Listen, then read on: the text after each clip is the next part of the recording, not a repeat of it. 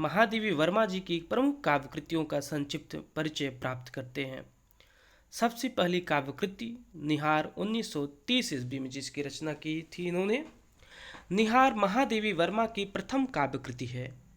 उनके काव्य में जो प्रवृत्तियां आगे चलकर पल्लवित और पुष्पित हुई वे सभी यहाँ बीज रूप में विद्यमान हैं, परंतु अभी अनुभूतियों के रूपायन और संप्रेषणीयता में काफ़ी कमियां हैं। अज्ञात और असीम सत्ता के प्रति विस्मय और जिज्ञासा, प्रकृति में उसकी अस्पष्ट छाया का आभास, उसके प्रति प्रेमानुभूति, आत्मनिवेदन, विरह की वेदना, भावनात्मक रहस्यवाद की विभिन्न स्थितियां निहार में विद्यमान हैं, परंतु उनमें स्पष्टता और परिपक्वता नहीं है।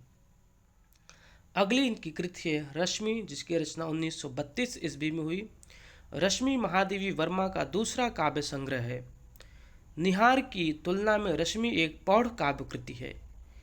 इसके गीतों की भाषा अधिक परिष्कृत और प्रांजल, प्रतीक योजना अधिक कलात्मक तथा अभिव्यक्ति अधिक प्राणवान है।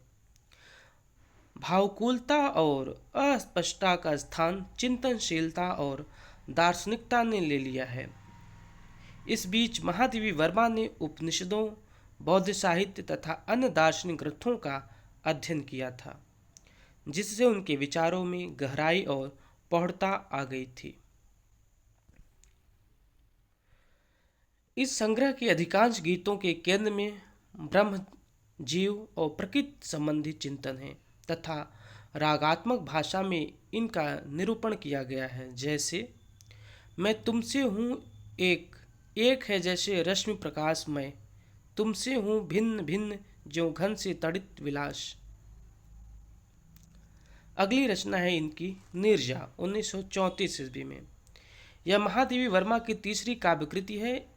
इस कृति में वेदना आनंद के रूप में प्रकट हुई है।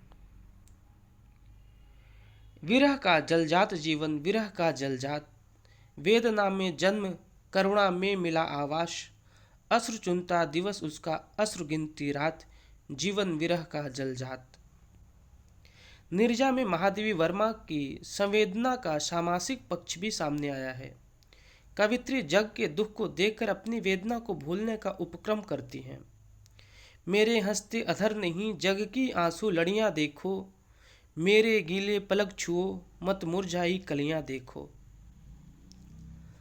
अगली इनकी रचना है सांध्य गीत। सांध्य गीत लिखा है, सांध्य गीत है ये 1936 ईस्वी में। सांध्य गीत महादेवी वर्मा का चौथा काव्य संग्रह है। अनुभूति, चिंतन और काव्यकला के स्तर पर यह नीरजा के ही समान है, किंतु इस कृति में उपासना का भाव अधिक है, अधिक तीव्र हो गया है। वेदना यहाँ पहले से कहीं गहरी हो गई है, परंतु अब दर्द बढ़कर दवा हो चुका है। विरह ही अब कवित्री का आराध्य बन चुका है। वह मिलन की इच्छा छोड़ चुकी है। वो कहती हैं, मिलन का मत नाम ले, मैं विरह में चिर हूँ। वह गीत जिसकी पहली पंक्ति महादेवी के काव्य व्यक्तित्व की परिचायिका मानी जाती है, सांध्य गीत में है। मैं नीर भरी दुख की बदली, परिचय इतना इतिहास ही, उमड़ी कल थी मिट आज चली। काव्य कला के दृष्टि से महादेवी की कविता सांध्य गीत तक आकर अपने पूर्ण विकास की अवस्था में पहुंच गई। यामा 1936 ईस्वी में। यामा में महादेवी वर्मा के उपर्युक्त चारों काव्य संग्रहों के गीत एक साथ संकलित हैं। ये चार काव्य संग्रह हैं निहार, रश्मि, नीरजा और दीपशिखा। दीपशिखा 1942 ईस्वी। दीपशिखा में 1936 से लेकर 1942 के बीच लिखे गए 51 गीत महादेवी वर्मा की अपनी हस्तलिपि में प्रकाशित हैं और प्रत्येक गीत के साथ उसका अर्थवादी चित्र है। जिस समय दीपशिखा का प्रकाशन हुआ उस समय राष्ट्रीय और अंतर्राष्ट्रीय जीवन तूफानी दौर से गुजर रहा था। दूसरे महायुद्ध की विनाश लीला जारी थी और राष्ट्रीय स्वाधीनता आंदोलन नाजुक मोड़ पर आ गया था। ऐसे में कवित्री का आत्मनिवेदन परक गीतों का प्रकाशन अजीब लग सकता था। इसलिए महादेवी ने उसके लिए झंझा और प्रलय के बीच स्थित मंदिर में जलने वाले निष्कंप दीप शिखा का रूपक बांधा। यह मंदिर का दीप, इसे निरव जलने दो। अग्निरेखा 1990 ईस्वी। अग्निरेखा महादेवी वर्मा की मृत्यु के पश्चात प्रकाशित काव्य संग्रह है, जिसमें उनकी अंतिम दिनों में लिखी गई 30 कविताएं संकलित हैं।